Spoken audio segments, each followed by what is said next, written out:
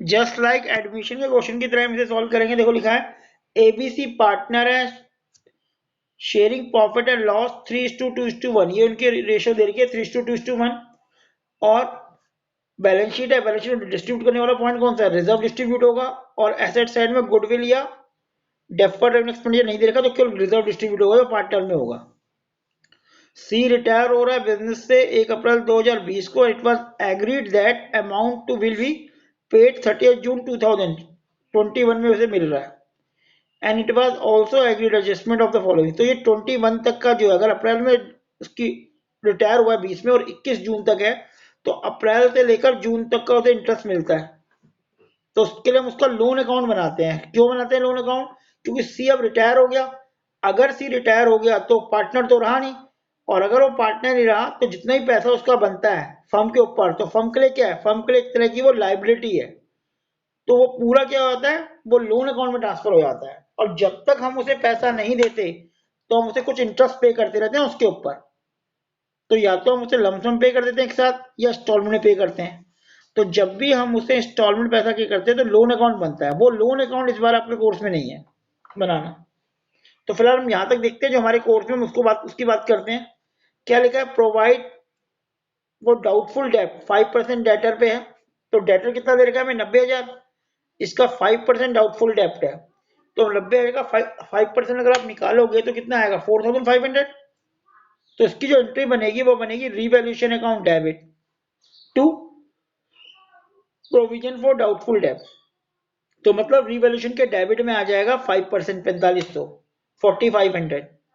एक रफली बना के देख लेते हैं, 4500 यहाँ पे आ जाएगा। अगला reduce stock by 5%, machine by 10%। Stock कितने का है, 70,000 का। तो 5% कितना हुआ, 3500। तो स्टॉक का यहाँ पे स्टॉक के नाम से आ जाएगा। और मशीन कितने की है, मशीन है 60,000 की, तो 6,000 की आ जाएगी। तो ये सब आ जाएगा, ये मशीन आ गई, ये स्टॉक आ गया, और ये डेटर आ गया, जिसे प्रोविजन फॉर डाउटफुल डेब्ट करते हैं। ये हमारा रिवैल्यूएशन अकाउंट है।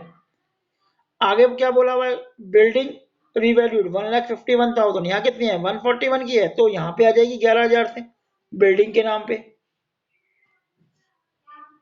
ठीक है, और क्या है, फिर गुडविल की बात हो रही है, उसकी बात हो रही है। तो सिंपल बन गया 11,000 ये है। यहाँ पे हम इसे जोड़ते हैं तो कितना आता है, 12,000,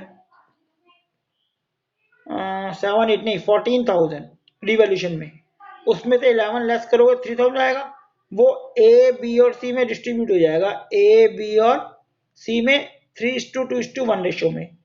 तो जो यहाँ पे 3,000 आया वो 3:2:1 रेशियो में डिवाइड करोगे तो 1,500, 1,000 और 500 ये वैल्यू आ जाएगी। तो ये हमारा रिवॉल्यूशन अकाउंट बन जाएगा सिंपल, इन तीनों के बेस पे। ठीक है, एक शेयर कैलकुलेट करते हैं गुडविल की वैल्यूएशन के लिए। तो न्यू शेयर कितना है, इक्वल बोला हुआ, देखो इक्वल है। तो 1/2 ये है और 1/2 ये है न्यू शेयर। ओल्ड शेयर ये है, -3/6 और -2/6। तो यहाँ पे अगर आप देखें तो जीरो, इसको कोई गेन लॉस नहीं हो रहा। इसको देखें तो 1/6 का ऐसे गेन हो रहा है अगर कैलकुलेट करोगे तो मतलब बी को गेन हो रहा है। तो इस केस में सी की सारी गुडविल किसको मिलेगी, बी को मिलेगी। अब गुडविल कितनी है, 1,50,000 का 1/6 निकाल लो, क्योंकि उसका शेयर 1/6 है यहाँ, 25,000 ये आ जाएगा। और हमने अभी करा है, गुडविल अगर गेन होता है तो गेनिंग पार्टनर अकाउंट डेबिट, मतलब बी अकाउंट डेबिट टू सी हो जाएगा 25,000। तो ये गुडविल की एंट्री है। पोस्टिंग अभी हम कर लेंगे इसकी। यहां तक देखो कि प्रॉफिट जो पार्टनर्स कैपिटल अकाउंट है उसमें क्या क्या आने वाला है। एक रफली डायग्राम देख लो, ज्यादा क्लियर हो जाएगा आपका। ए बी और सी, ए बी और C, A B C, A B C, sorry C. पहले बैलेंस आ जाएगा, यहाँ पे बैलेंस आएगा। बैलेंस कौन सा आएगा, ये 1,00,000, 1,00,000 और 1,00,000, 111 शॉर्ट में लिख रहा हूँ। फिर जो रिजर्व दे रखा है बेटा, ये डिस्ट्रीब्यूट होगा कितना, 60,000 रिजर्व के नाम से, 30,000, 20,000 और 10,000 ये आ गया।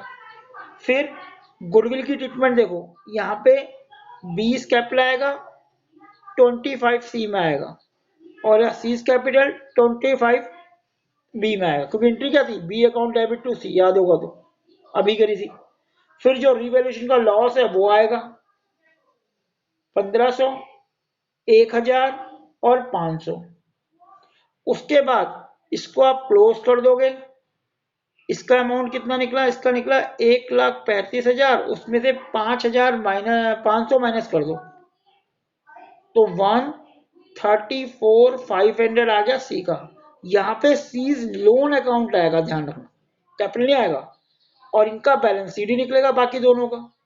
कैसे, इसको टोटल 1,30,000, 1,30,000, 1,20,000, 1,20,000। अब 1,30 में से 1500 लेस कर देंगे तो 1,28,500 आ गया इसका बैलेंस, और 1,20,000 में से ये लेस करेंगे 26,000 तो 94,000 आ जाएगा बी का बैलेंस। तो ये अमाउंट तो बैलेंस के नाम पे आएगा, ये लोन के अकाउंट के नाम पे आएगा। एक बार कैपिटल अकाउंट देख लो, बैलेंस शीट कैसे बनाओगे, कैश वही आएगा, बैंक वही आएगा, डेटर में 4,500 कम हो जाएगा, स्टॉक हमारा 3,500 से कम हो जाएगा, मशीन हमारी 6,000 से कम हो जाएगी तो ये 54,000 बचेगा, कैलकुलेट कर लेना। बिल्डिंग हमारी 1,51,000 आ जाएगी। यहाँ पे केवल यही है, इस साइड रिजर्व नहीं आएगा क्योंकि डिस्ट्रीब्यूट हो गया। क्रेडिटर हमारा वही रहेगा, ए और बी का वो बैलेंस आएगा जो हमने निकाला है, जो भी हमने क्वेश्चन निकाला था। आई थिंक ये था 128 था 500 और ये 94 था, जबकि सी का अलग से अकाउंट सी लोन के नाम से आएगा, ध्यान रखना, अलग से 1,34,000। इस तरह से इसकी बैलेंस शीट बनेगी अगर बनाओगे आप तो। देख लो क्या बोला मैंने, केवल debtor change, stock change, machine change, building change, क्योंकि इनकी एडजस्टमेंट दे रखी है। ए और बी की कैपिटल वो आएगी जो बैलेंस शीट ही निकलेगा, 1,28,500 और 94,000।